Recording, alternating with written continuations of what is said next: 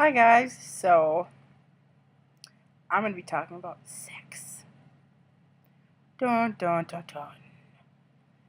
She just said that word. Yes, I did. Okay, so someone asked me to talk about basically like sex before marriage, just kind of the whole thing.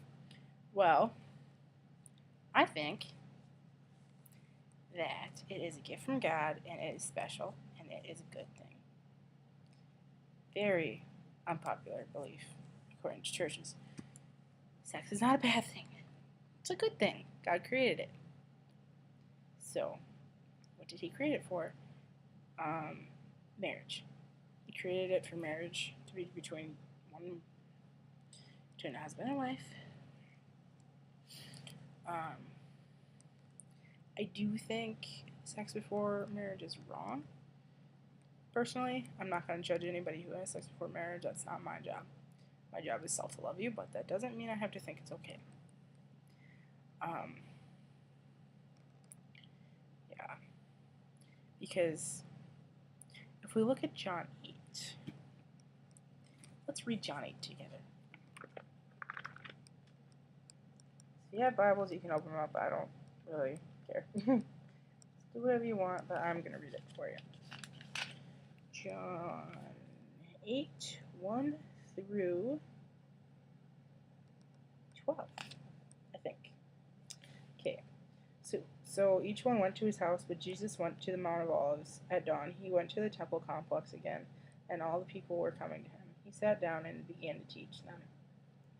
Then the scribes and the Pharisees brought a woman caught in adultery, making her stand in the center. Teacher, they said to him, this woman was caught in the act of committing adultery. In the law, Moses commanded us to stone such women. So what do you say? They only asked this to trap him, in order that they might have evidence to accuse him.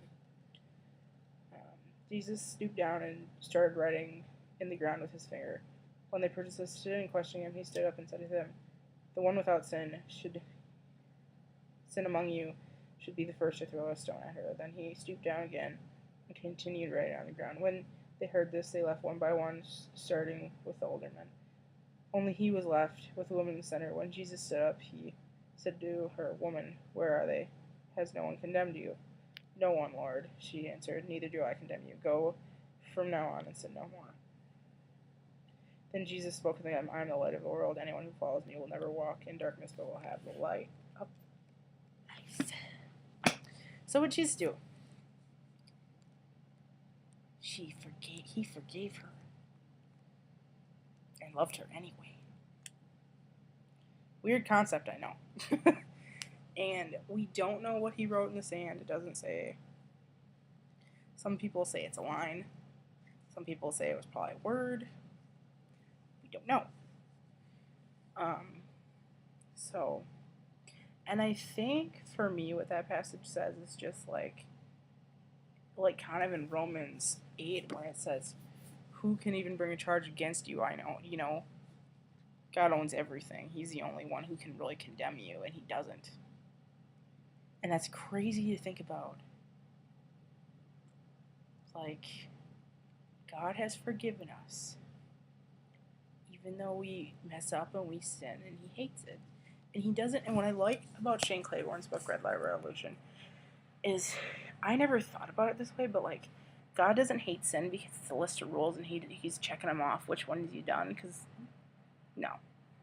He hates sin because sin hurts people.